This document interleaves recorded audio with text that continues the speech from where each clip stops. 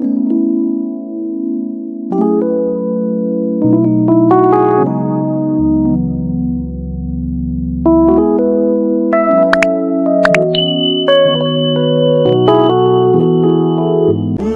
ada teman pinjam uang dan orang yang meminjam sendiri yang mengambilnya cicil tiap bulan dan dilebihkan, gimana hukumnya Ustaz?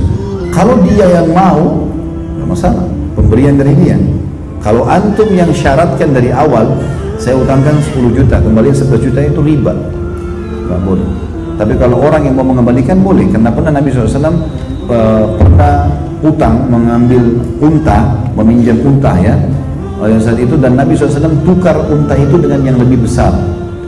Dan kata Nabi SAW, sebaik-baik pembayar utang adalah orang yang memberikan yang sempurna atau lebih baik dari itu. Tapi jangan dijadikan sebagai sebuah syarat ya. Lebih baik antum bayar utangnya apa adanya. Nanti kalau misalnya pun setelah itu antum merasa karena ini orang baik jasanya antum memberikan, tidak masalah. Tapi kalau antum tentukan tiap bulan, tak khawatir nanti malah memberatkan juga gitu ya. Semua teman-teman yang niat mengutangkan orang itu punya keutamaan luar biasa ya. Kata Nabi SAW, siapa yang mengutangkan orang lain kemudian dia memberikan tenggang waktu atau memaafkannya, dia akan dapat naungan Allah di hari kiamat. Tidak ada naungan kecuali naungan Allah. Juga dalam hadis lain, dosa-dosa yang diampuni, ada jaminan dia akan masuk ke dalam surga. Kata Nabi SAW, ada orang pada hari kiamat didatangkan dosanya lebih banyak, lalu malaikat bilang, ada amal gak yang ngimbangin dosa-dosamu ini? Seingat saya nggak ada, kata dia. Kata malaikat, coba ingat-ingat. Allah mudahkan dia mengingat, ternyata dia punya staf pegawai yang khusus menagih utang selama di dunia. Dia bilang, seingat saya itu ada staf-staf saya menagih utang. Dan saya bilang, kalau kau datangin orang mampu, ambillah. Kalau kau datangin orang yang tidak mampu, maka maafkanlah. Mudah-mudahan Allah memaafkan dosa-dosa kita. Maka kata malaikat, itulah amalmu yang membantu kamu. Jadi sebenarnya teman-teman ini, memang kalau antum utangkan orang, itu sudah investasi akhirat. Kalau berharap kembali itu kecil sekali. Kan sudah biasa itu ya. Kalau orang mau utang dia ngerengek-ngerengek, kalau kita nagih kita ngerengek-ngerengek.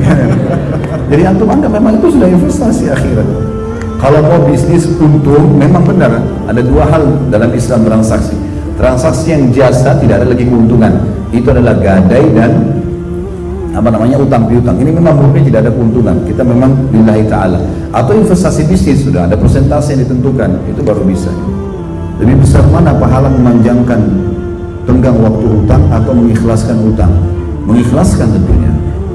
Tentu mengikhlaskan, tapi memberikan tenggang itu juga pahala. Kan yang ditanya sini mana yang lebih besar pahalanya ya?